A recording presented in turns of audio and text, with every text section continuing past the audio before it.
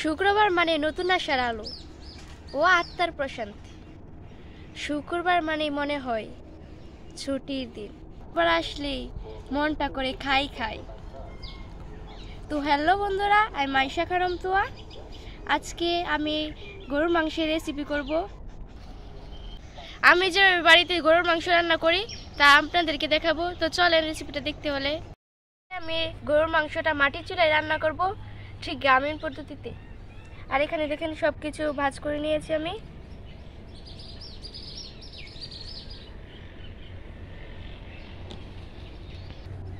আমি গরুর মাংস রান্না করার জন্য যেগুলো উপকরণ আনছি সেটার মধ্যে হচ্ছে মরিচের গুঁড়া,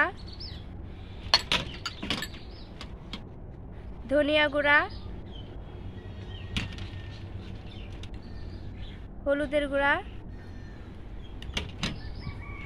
এখানে পেঁয়াজ কুচি, আর বাকি সব রান্না করতে করতেই বলছি। তেলটা আমার গরম হয়ে গেছে, এখানে পেঁয়াজটা দিয়ে দেবো।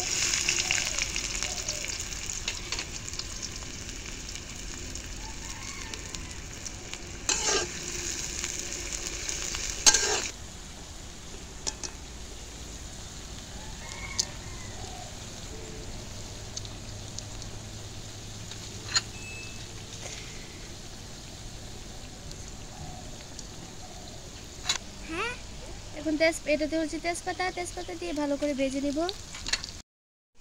এখন আমি 2 টেবিল পরিমাণ চামচ মরিচের গুঁড়া দিয়ে দিব।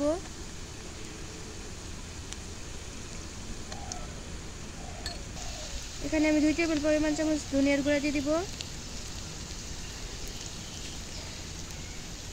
1.5 টেবিল পরিমাণ চামচ হলুদের গুঁড়া দিয়ে দিব।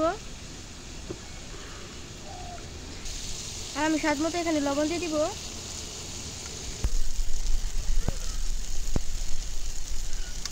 এটা হচ্ছে আদা বাটা,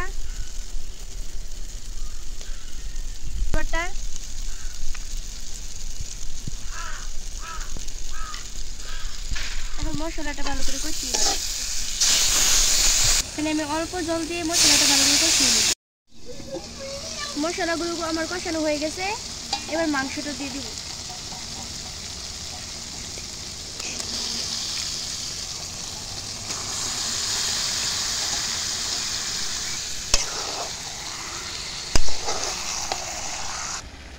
এখন ঢাকনা দিয়ে ঘুরে দেব। ছাদ বাগানের শসাটা আমি ভালো করে কেটে নেব।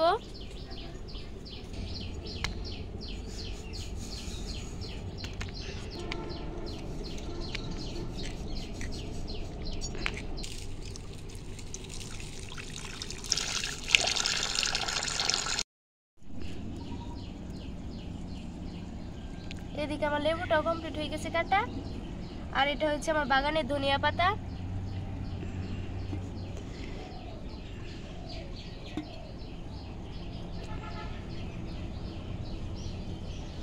তো বাস আমার সালাডটা সাজানোর কমপ্লিট। মাঝে মাঝে কিন্তু মাটির চুলায় রান্না করতে হয়। এদিকে আমার গরুর মাংসটা রান্না করা কমপ্লিট হয়ে গেছে। আর দেখেন মাটির চুলায় হালকা আছে, কত সুন্দর হয়েছে মাংসটা। মাঝে মধ্যে মাটির চুলায় রান্না করা খাওয়ার স্বাদই অন্যরকম। মাংস রান্নাটা শেষ। ভাই তুমি কোথায়?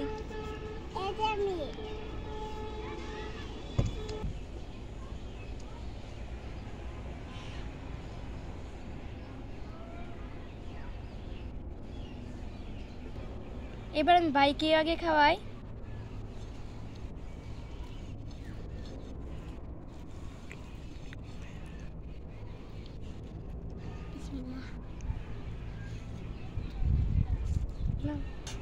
ভাই মাংসটা কেমন হয়েছে? ভালো, অনেক মজা হয়েছে।